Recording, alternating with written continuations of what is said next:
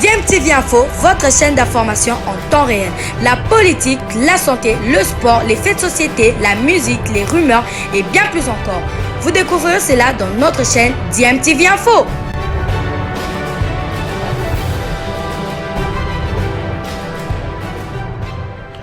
Vous êtes sur DMTV, bonjour ou bonsoir, tout dépend de l'heure à laquelle vous nous suivez. Tout plaisir est pour nous de vous retrouver, mais surtout de savoir que vous êtes nombreux en train de suivre votre chaîne YouTube DMTV. DMTV qui vous propose l'actualité, vous propose également des analyses et des réflexions sur des sujets d'actualité, sur des faits sociaux, tout simplement sur des réalités que nous observons ici chez nous en République démocratique du Congo.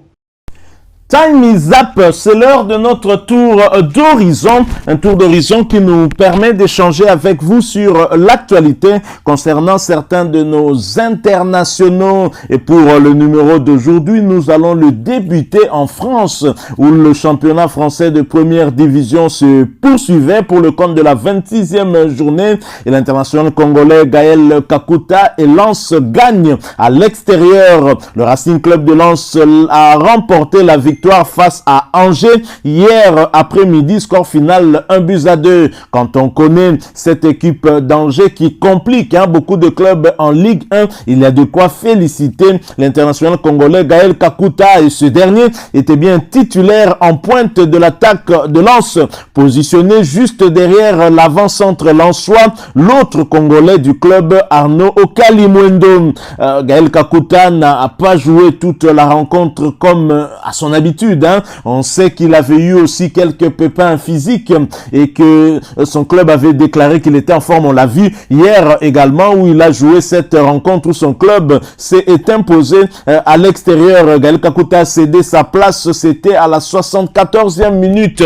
Les 100 et or occupent actuellement la 6e position au classement avec 40 points. Félicitations donc à Gaël Kakuta qui revient, et c'est tant mieux pour la République démocratique du Congo, qui aura fort à faire au mois de mars prochain face aux Lions de l'Atlas.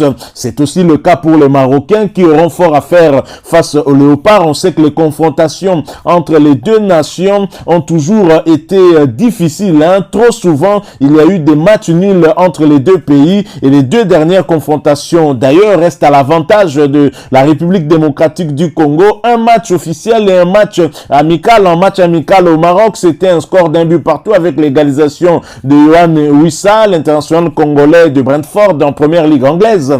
Et en match officiel, c'était lors de la CAN 2017 avec cette belle victoire des Léopards 1-0 face aux Lions de l'Atlas. Le but était signé Junior Kabananga, qui du reste avait été meilleur buteur de cette CAN-là avec 3 réalisations. Poursuivons ce tour d'horizon, restons en France, allons cette fois du côté de Nantes.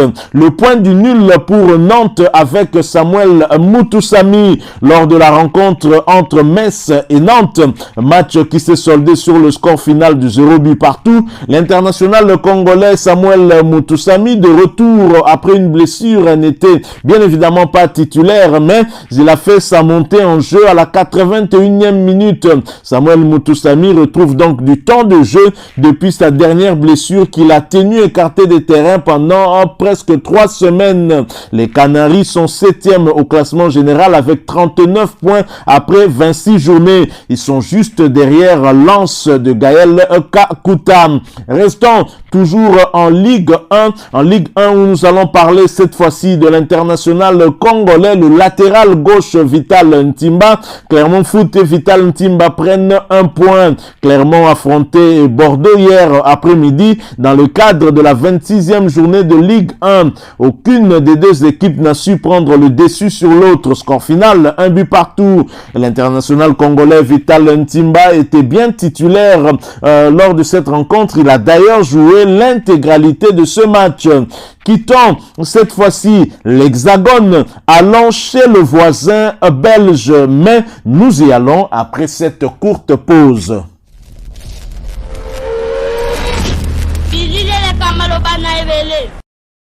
En Jupiler Pro League, on jouait la 28e journée du championnat belge de première division. Nouvelle défaite pour le Standard de Liège et ses Congolais à domicile qui plus est.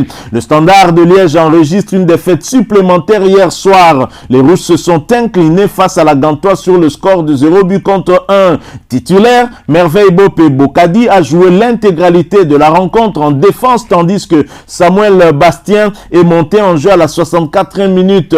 Le Standard de Liège occupe la 14e place de la Jupiler Pro League avec 29 points. Et toujours en Jupiler Pro League et pour le compte toujours de cette 28e journée, Genk, club cher à Théo Bongonda, absent lors de ce match de la 28e journée contre Courtrai, a pu se défaire de cette équipe, Courtrai, sur le score de 2 buts à 0.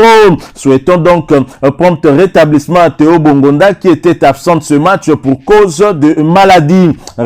Quittons la Belgique pour la Turquie. En Turquie où Rizespor et Yannick Yalabolazi s'inclinent une fois de plus.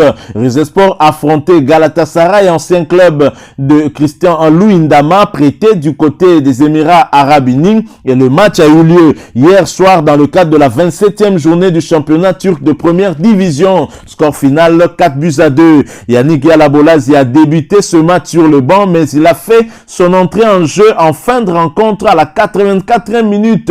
Son équipe est en dernière au classement général à la 19e position, donc avec 23 petits points et donc cette équipe qui se dirige tout droit vers la relégation. Rien ne va pour Rizespor et Yannick Yalabolazi. C'est vraiment triste. Toujours en Turquie, défaite également pour Konyaspor avec un Paul José Mpoku titulaire. Konyaspor s'est incliné sur le score de 5 buts à 1 face à Alanyaspor. C'est une lourde défaite pour l'international congolais qui avait été titularisé pour l'occasion. Il a donc joué la première mi-temps puisqu'il a été remplacé. Un revers qui ne change rien au classement de la Super League turque puisque son équipe reste deuxième au classement général avec 49 points après 27 journées. Quittons la Turquie, allons cette fois en Arabie Saoudite.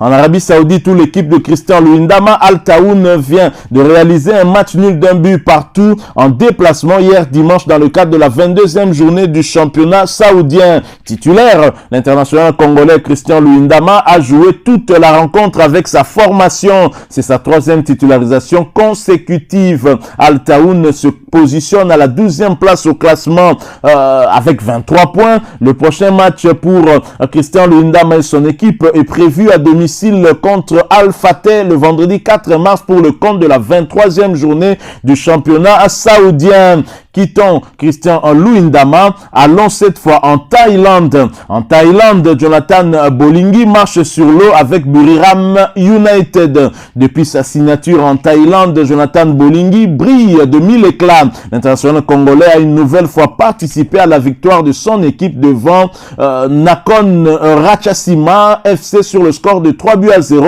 et cela pour le compte de la poursuite du championnat thaïlandais de première division. Titulaire, Jonathan Bolingui ouvre le score à la 28e minute de jeu avant de voir son coéquipier Supachai Jaided lui emboîter le pas à la dernière minute de la première période pour le 2-0. En seconde période, Buriram pousse et obtient un 3e but logique pour faire le break à la 80e minute par le truchement de Sufanat. Solide leader, Bolingui et Buriram s'envolent au classement. Avec 51 points, ils sont leaders du championnat à 11 points de leur dauphin et ont visiblement pris une option sérieuse pour le titre. Quittons la Thaïlande et revenons cette fois sur le continent où nous allons parler de la compétition africaine interclub. Nous en parlons après cette courte pause.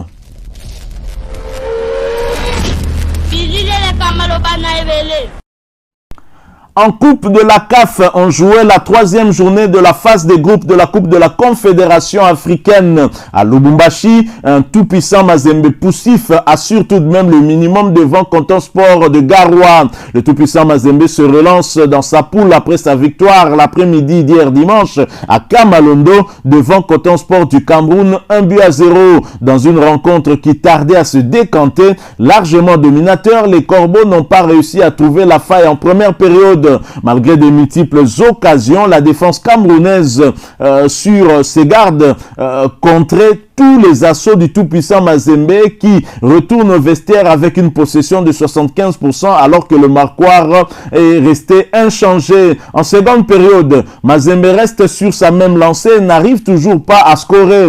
Coton Sport essaie de grappiller quelques minutes pour contraindre le tout-puissant Mazembe à un nul vierge de 0 but partout, mais reste bloqué dans sa moitié du terrain. Le pressing du tout-puissant Mazembe va finir par payer lorsque, sur un centre de Zolo Sita, Glody Likonza, oublié au point de pénalty, prend à contre-pied le gardien adverse pour le 1-0. Nous sommes là à la 86e minute. Avec cette victoire, Franck Dumas et ses hommes prennent provisoirement la tête au classement de ce groupe avec 6 points à l'issue de cette première manche devant Otoo de Brazza et Al Masri d'Égypte 4 points. Coton Sport, l'adversaire du jour du tout-puissant Mazembe, ferme la marche avec 2 petits points. La prochaine journée, Mazembe ira du côté du Cameroun pour la manche retour. Restons toujours en coupe de la CAF où le club marocain de la Renaissance sportive de Berkane de Jean-Florent Ibenge, Shadrack Muzungu, Rosen Toussila affrontait Simba SC de la Tanzanie de Enoch Inonga Abaka. Berkane s'impose. Deuxième victoire dans la compétition pour la Renaissance sportive de Berkane. Les hommes de Jean-Florent Ibenge Ikwange se sont imposés face à Simba SC sur le score de 2-0. Titulaire, Shadrack Muzungu a cédé sa place à la 79e minute. Son équipe prend la tête du groupe D avec 6 points. Quittant la compétition de la CAF, chutons avec ce tour d'horizon en allant en Tanzanie. La Tanzanie où il y a eu encore un doublé pour Fiston Mayele Kalala, Young Africans intouchable. Petit à petit, l'attaquant congolais Fiston Mayele Kalala devient le chouchou de Benjamin Mkapa National Stadium depuis sa signature à Young Africans. Il fait rêver les nombreux supporters jaunes et verts de Dar es Salaam à chaque rencontre. Hier dimanche 27 février, Fiston Mayele Kalala a encore frappé fort et s'est offert un doublé face à Kagera Sugar 3-0. Dans le cadre de la 16e journée du championnat national de première division tanzanienne, le Congolais Fiston Mayele Kalala a marqué son premier but à la 30e minute pour l'ouverture du score, permettant ainsi à Young Africans de se mettre à l'abri à la première mi-temps. Et au retour de la pause, le numéro 9 congolais Fiston Mayele Kalala, insaisissable, a marqué a doublé la mise pour le 2-0 à la 50e minute avant que son coéquipier Saïdo crucifie le visiteur 3-0 à la 64e minute pour Yanga. Young Africans reste toujours dans la course au titre et se classe en tête du classement avec désormais 42 points dans 16 sorties. Voilà qui met fin à ce tour d'horizon qui, nous l'espérons, vous aura plu. Si c'est le cas, laissez-nous un maximum de j'aime. Merci de partager avec nous aussi votre point de vue en nous le laissant à travers un commentaire. Abonnez-vous sur cette chaîne si vous êtes nouveau ou ancien que vous ne vous êtes pas encore abonné. N'oubliez pas d'activer la petite cloche de notification en cliquant tout simplement sur celle que vous verrez apparaître dès que vous serez abonné parce qu'elle va vous permettre de ne plus rien manquer des prochaines vidéos que nous allons vous proposer. Encore une fois, merci à vous avec espoir de vous retrouver bientôt dans un autre sujet d'actualité. En attendant, portez-vous bien et DMTV vous dit au revoir.